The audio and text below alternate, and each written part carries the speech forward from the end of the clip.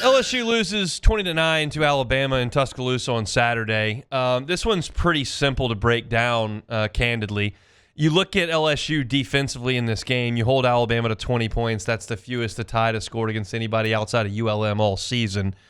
You held Alabama to 4 of 13 on third downs. They only scored 3 points in the second half. Ty Simpson only completed 60% of his throws, only had 1 touchdown pass. Alabama could not run the ball at all in this game, finished the ball game rushing 26 times for just 56 yards. That's 2.2 yards per carry. LSU defensively did plenty enough to win this game. But the fact of the matter is the offense just isn't good enough. And we talked about this on Friday. And we talked about it really all of last week, how LSU could go win this game. And you were going to have to be extremely efficient and clean. You were going to have to do the small things very well. And then you were going to have to go get points in the red zone. And in fact, LSU was the exact opposite of all of that. You said you were going to go over there and pick a fight with your shoulder pads and face mask. You said you were going to go over there and run the football. You ran it 26 times for 59 yards. Harlem Berry's line looks okay, 12 carries for 66 yards. He had the 37-yarder, which was really LSU's only truly effective rush in the game. So you didn't run the ball, and then you didn't do the things that you had to do, like score in the red zone.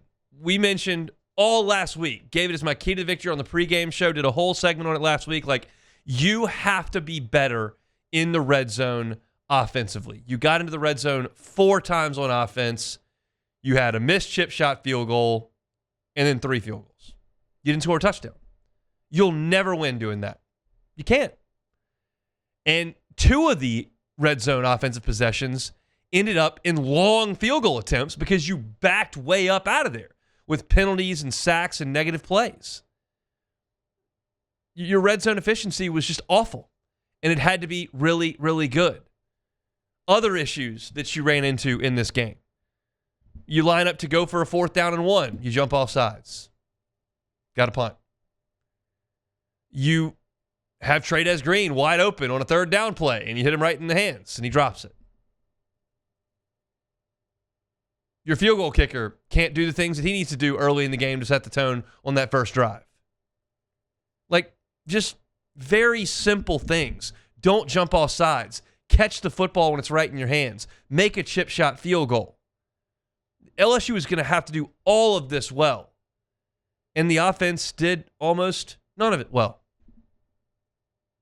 Almost none of it. And that's what it comes down to. This is an Alabama defense that is not great. It's not. You look at those uniforms and you think about what you've seen the last 15 years, and you have one picture in your mind. Everybody's had some success moving the football in this Alabama team. Vanderbilt's hitting 60-yard touchdown runs on their first drive. Florida State's running for 230. Georgia's running for 6 yards a carry on these guys. Like, everybody's moving the ball. Missouri didn't have the ball very much in that game, but they ran it when they needed to.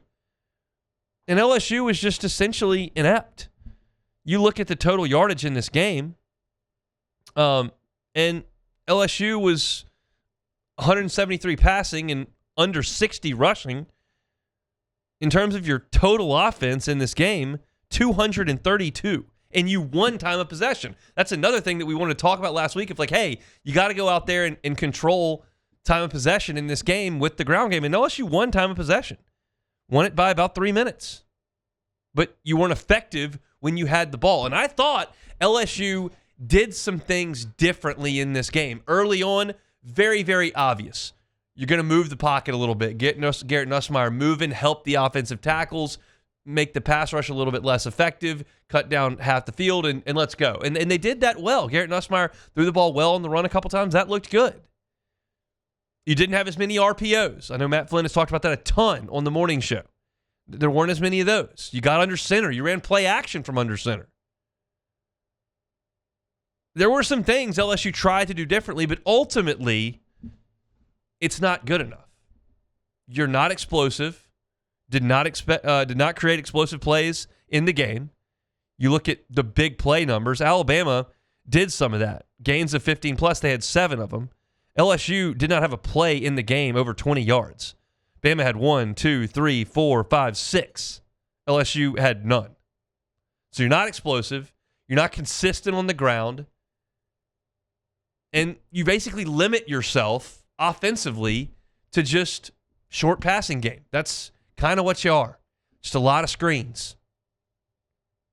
And it's two different play callers. And I ultimately think that it kind of boils down to the fact that your offensive line just doesn't get the job done. They just don't. And it's not 100% that. We're going to talk. I'm compartmentalize this show here. We're going to talk quarterbacks exclusively in the next segment. I'm not burying that aspect to it. It's massive. But they played the game. I want to talk about this. Frank Wilson talked about the quarterbacks today. I want to do that. We're sticking with the game on Saturday night. It's not 100% on the offensive line, but I think that there is a significant feeling that there's too big a risk to try to stretch it down the field because the offensive line's not going to hold up for that. And then you look at the running statistics, and we've had two different play callers now, Joe Sloan and Alex Atkins, same ineffective running. You know it's not because the running backs can't do it. Those guys are talented players. So you've eliminated the ability to throw the ball deep, and you don't run it very well. How easy is that to defend for a defense? I don't have to worry about getting beat deep, and I don't have to worry about them mauling me at the point of attack and essentially chipping away 5-8 yards at a time. Now it's just some short stuff on the outside. Play press coverage, tell your corners to make sure they tackle, creep the safeties up, ball game. And that's all Alabama had to do on Saturday. You created some drives, but you can't finish them. And that's largely because you can't run the ball when you get down there.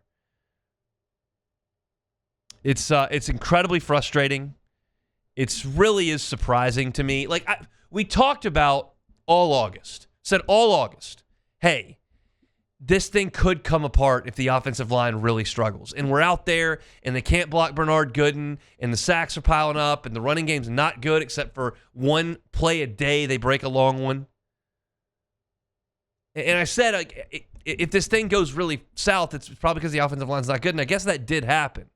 But it's tough to look at this offense, and I've done this exercise a billion times, so I apologize for being so repetitive, but it's the way I feel. Like, I know some of these guys are really good SEC players. Like, Berrien Brown has a track record. Xavier Thomas has a track record. Aaron Anderson, when he's healthy, has a track record. Bauer Sharp played last year.